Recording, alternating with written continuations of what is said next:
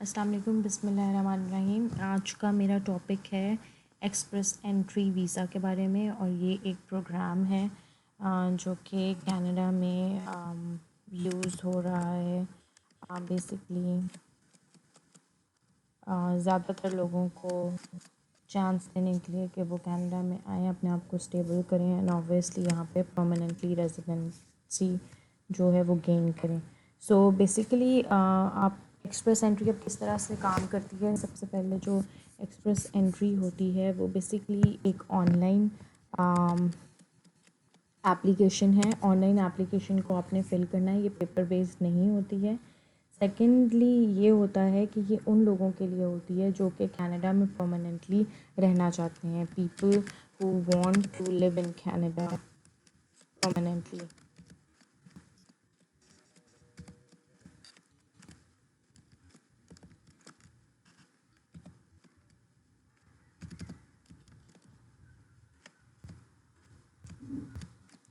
Also इसमें ये है कि आप कनाडा की इकॉनमी को भी बूस्ट करो।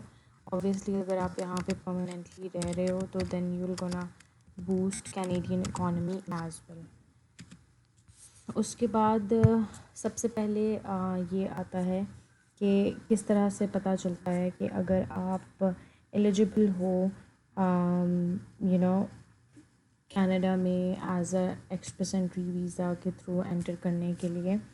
तो कुछ क्वेश्चंस हैं जो पूछे जाते हैं, तो उसके लिए बताती हूँ कि how you will gonna find out if you are eligible. तो आपकी एलिजिबिलिटी इससे पता चलेगी। ओके, अब किस तरह से पता चलता है कि आप कनाडा में एलिजिबल हो एक्सप्रेस एंट्री के थ्रू आने के लिए, या आप अप्लाई कर सकते हो या नहीं। So here is a question कि do you want to live permanently in Canada and work in a skilled job. तो ऑब्वियसली इसका आंसर येस होगा। बहुत सारे स्किल्ड वर्कर हैं जो चाहते हैं कि वो कनाडा में आएँ और यहाँ पे रहें और अपनी यू नो उस तरह से प्रोसीड करें थ्रू अपनी एक्सपीरियंस के थ्रू। तो बेसिकली 3 इमिग्रेशन प्रोग्राम्स आते हैं एक्सप्रेस एंट्री के under. There are 3 immigration programs, 3 immigration ways हैं जिनके थ्रू आप एक्सप्रेस एंट्री के अंदर आ सकते हो, और हर प्रोग्राम की इन तीनों की डिफरेंट रिक्वायरमेंट्स होती हैं। तो सबसे पहले आपको क्वेश्चंस पूछे जाते हैं, आपकी नेशनैलिटी क्या है, ऑब्वियसली व्हाट्स योर नेशनैलिटी। फिर उसके बाद आपसे क्वेश्चन किया जाता है कि आपकी एज कितनी है, कितनी आपकी एज होनी चाहिए, ऑब्वियसली। उसके बाद आप अकेले आना चाह रहे हो या आप अपने फैमिली मेम्बर्स को साथ लेके आना चाह रहे हो अपने। फिर उसके बाद आता है कि आपकी एजुकेशन कितनी है। फिर आता है कि जिस स्किल्ड वर्क के लिए आप अप्लाई कर रहे हो उस स्किल्ड वर्क में आपका एक्सपीरियंस कितना है।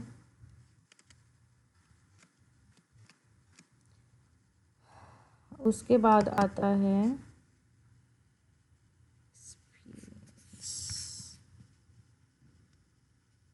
ओके, उसके बाद आता है बेसिकली कि आपकी डिटेल्स क्या हैं। फॉर एग्ज़ाम्पल आपके पास अगर कोई जॉब ऑफ़र है या नहीं है तो उसके ऊपर आपके पास क्या डिटेल्स हैं। So details on any job offer, कोई भी।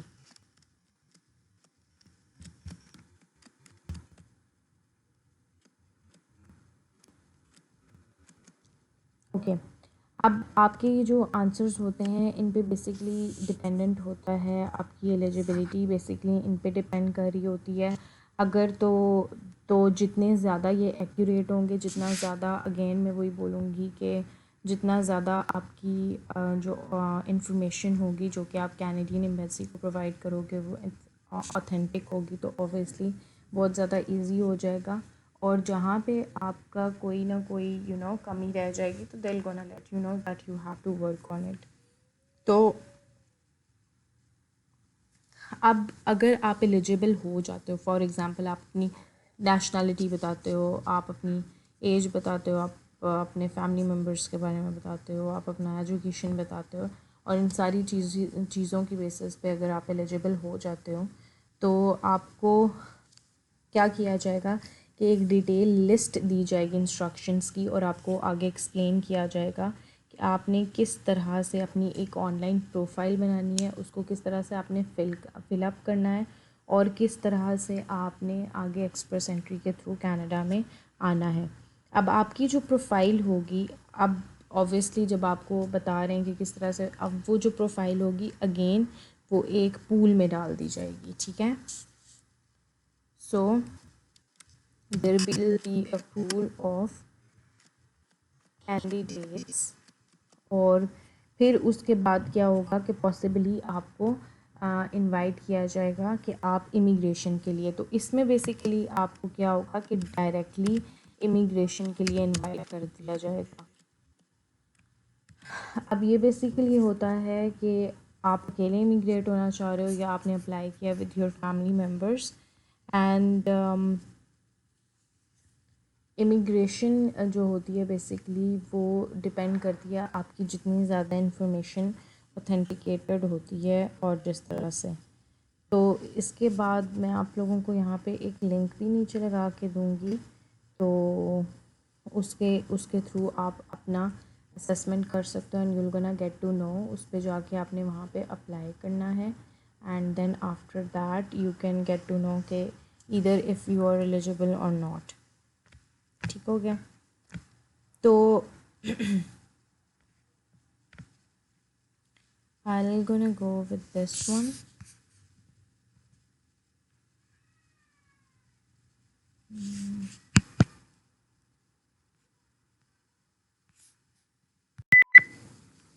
ओके, सो उसके बाद आप लोगों को obviously you gonna get to know if you are eligible for this, and either you can apply through express entry visa और नॉट।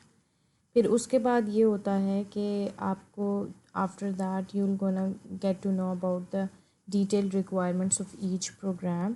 अब जैसे कि मैंने आपको बताया था कि एक्सप्रेस एंट्री के अंडर बेसिकली जो होते हैं वो 3 मेन प्रोग्राम्स आते हैं, और उनमें से फर्स्ट जो मेन प्रोग्राम होता है वो होता है basically federal skilled worker programme.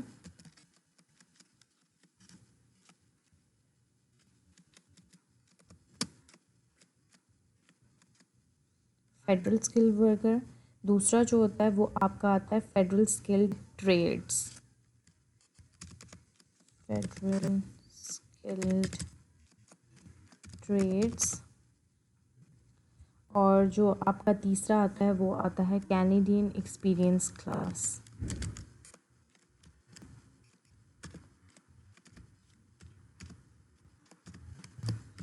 तो अब तीनों की ऑब्वियसली अलग अलग रिक्वायरमेंट्स हैं, और तीनों की अलग अलग असेसमेंट्स हैं, और तीनों के लिए अलग-अलग से डॉक्यूमेंट्स रिक्वायर्ड होते हैं। बट ये तीनों प्रोग्राम्स जो होते हैं, ये 3 के 3 जो प्रोग्राम्स होते हैं ये आते हैं एक्सप्रेस एंट्री वीज़ा के थ्रू।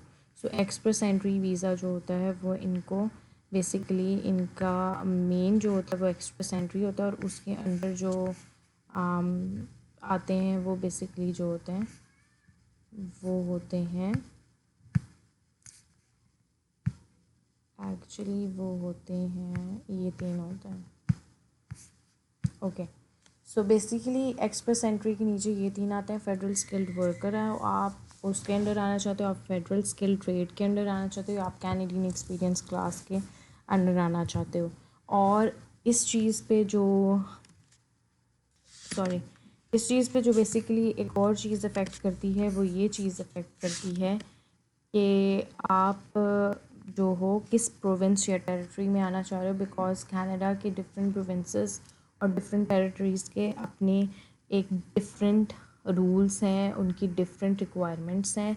तो आप किस प्रोविंस के अंदर एंटर करना चाह रहे हो वो भी बहुत ज़्यादा इम्पॉर्टेंट है बेसिकली, एंड उसके लिए आपको लाजमी पता होना बहुत ज़रूरी होता है कि आप किस तरह आना चाहते हैं किस तरह नहीं, राइट। तो अब आप क्या करोगे कि आप अपने आप को उस प्रोविंस के अंडर असेस करोगे, एंड ऑल्सो फिर उस प्रोविंस की असेसमेंट्स पे आप पूरा उतरते हो, तो फिर आपके पास एक आता है प्रोविंशियल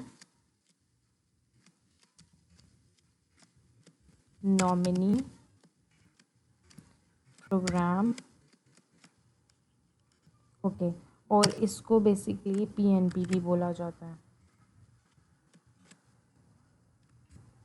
ठीक हो गया। सबसे पहले आप बेसिकली क्या करते हो, आप एक्सप्रेस एंट्री के कैटेगरी में जाते हो। आपने ऑनलाइन अप्लाई करना होता है, और ये उस तरह के लोग अप्लाई कर सकते हैं जो कनाडा में अकेले या अपनी फैमिलीज़ के साथ आके परमानेंटली रहना चाहते हैं और कनाडा की इकॉनमी को बूस्ट करने में कनाडा की हेल्प करना चाहते हैं। ठीक है, फिर उसके बाद आपकी एलिजिबिलिटी बेसिकली जो होती है वो असेस होती है। बेसिकली कनाडा में एक्सप्रेस एंट्री वीज़ा के थ्रू 3 इमिग्रेशन के वेज़ आते हैं, जो कि है federal skilled worker, federal skilled trades या कैनेडियन एक्सपीरियंस क्लास। आपकी एलिजिबिलिटी, आपकी नेशनैलिटी, आपकी एज, आप कितने फैमिली मेम्बर्स के साथ आ रहे हो, नहीं आ रहे हो, आपकी एजुकेशन, आपका वर्क एक्सपीरियंस और आपकी किसी भी जॉब ऑफ़र की डिटेल्स पे डिपेंड करती है। जब आप एक दफ़ा इस पूरे में एलिजिबल हो जाते हो तो आपको बताया जाता है कि आप अब अप्लाई कर सकते हो अंडर एक्सप्रेस एंट्री वीज़ा। फिर आपको आगे डिसाइड करना पड़ता है कि आप किस कैटेगरी में जा रहे हो, ईदर 1, 2 और 3। और फिर उसके बाद जब आप इसमें भी एलिजिबल हो जाते हो तो then you will gonna go through the provincial nominee program. और जब आप प्रोविंशियल नॉमिनी प्रोग्राम की तरफ जाते हो तो हर प्रोविंस का और हर टेरिटरी का असेसमेंट इस पे डिफरेंट होता है। ठीक है, और फिर उसके बाद आगे डिपेंड करता है कि वो वहाँ से आप कैसे प्रोसीड करते हो। Once you are all done with the provincial nominee program, then you will be all set to immigrate to Canada. So I hope कि आपको ये वीडियो अच्छी लगी होगी और आपको ये इन्फॉर्मेटिव भी लगी होगी। इंशाल्लाह ताला in my next video I gonna decide कि फेडरल स्किल्ड वर्कर के अंडर क्या कौन से लोग आते हैं, फेडरल स्किल्ड ट्रेड्स के अंडर कौन लोग आ सकते हैं, कैनेडियन एक्सपीरियंस क्लास के अंडर कौन से आ सकते हैं। टिल देन टेक केयर, अल्लाह हाफिज़, बाय।